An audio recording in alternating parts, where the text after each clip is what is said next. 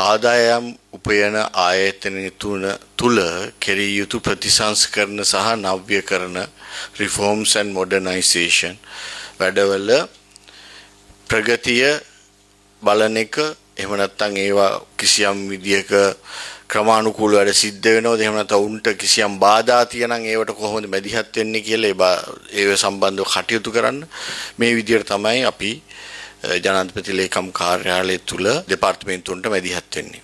විශේෂයෙන්ම ඩිජිටලයිසේෂන් පැත්ත ගැන වැඩි අවධානයක් යොමු කරනවා. ඉතින් ඒ අතරතුර දැන් අපි ඒ ප්‍රතිසංස්කරණ වල එහෙම නැත්නම් නව්‍යකරණ වැඩපිළිවෙලේම කොටසක් විදියට තමයි මේ පේපර්ලස් ක්‍රමය ගැන හොයා බැලුවේ. විශේෂයෙන්ම කියන්නට ඕන රේගුවෙන් කියන විදියට ඔවුන් සූදානම් වෙලා හිටියේ පහුගිය අවුරුද්දේ අගෝස්තු මාසයේදී පේපර්ලස් ක්‍රමයට යන්න.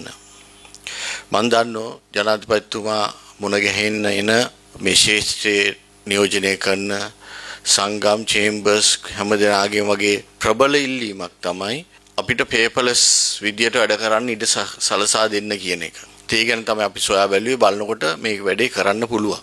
දැන් අපේ ට්‍රේඩ් වොලියුම් එක එන්න පළල් වෙනවා. විශාල වශයෙන්. දැන් බැලුවොත් අවුරුදු 2-3ක් ඇතුළත බැලුවොත් එහෙම ට්‍රේඩ් වොලියුම් එකේ ශීඝ්‍රයෙන් වර්ධනය වෙනවා.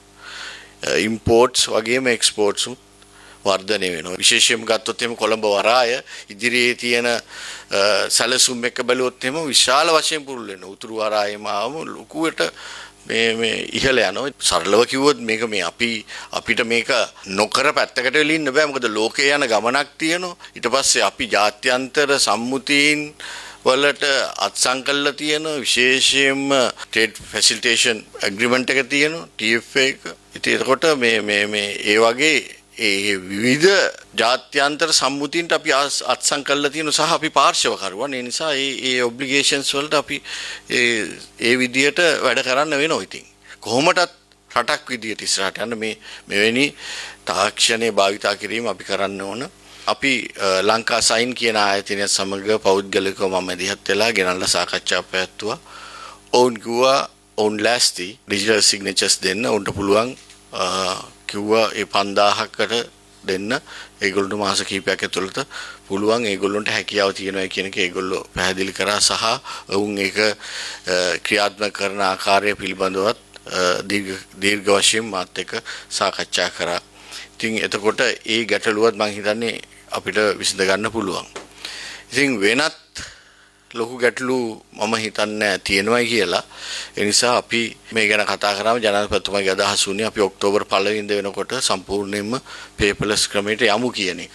ඒ සඳහා අපි මේ රේගු දෙපාර්තමේන්තුවත් සූදානම්. විශේෂයෙන්ම මම හිතනවා මේ ඩිජිටල් සිග්නේචර් එක හඳුන්වලා දීලා මේ කටයුත්ත වෙනකොට කම්පැනිස් වලට පහසුවක් ඇති වෙනවා. ලොකු ඔළුව එකක්කමක් නැති වෙනවා කියන එක තමයි මගේ අදහස.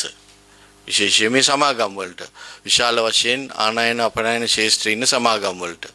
ඒ නිසා අපි අද මේ රැස්වීම කැඳෙව්වේ ඔබෙන් ඊට අවශ්‍ය සහාය බලාපොරොත්තු සහාය ලබා ගන්න.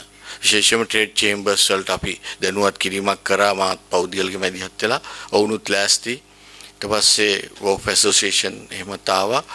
ඒ ඔක්කොම මේ අදහස තේරුම් ගත්තා. මේක කරන්න ඔවුන්ගේ සහයෝගය දෙන්න බව කිව්වා. ඉතින් කම්පැනි විදියට ඔබලගෙත් සහයෝගය දෙන්න මේක අපි ක්‍රියාත්මක කරමු. අපේ ට්‍රේඩ් වොලියුම් එක එන්න වැඩි වෙනවා.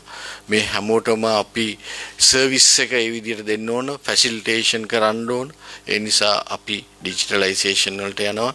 ඒක එක්තරා පියවරක් විදියට අපි පේපර්ලස් එකකට යනවා. ඒ නිසා ඔබ සියලු දෙනා මේ දැනුවත් කිරීමේ ඒ කටයුත්තයි අද සිද්ධ වෙන්නේ. ඉන්පස්සේ අපි ඔබෙන් ඉල්ලා සිටින ඔබේ පූර්ණ සහයෝගය ලබා දෙන්න. සහයෝග දුන්නොත් අපිට ඔක්තෝබර් 1 වෙනිදා මේ පේපර්ලස් ක්‍රමයේ සම්පූර්ණයෙන්ම 100%ක්ම වැඩ කටයුතු කරගන්න පුළුවන් කියලා මම බලාපොරොත්තු වෙනවා.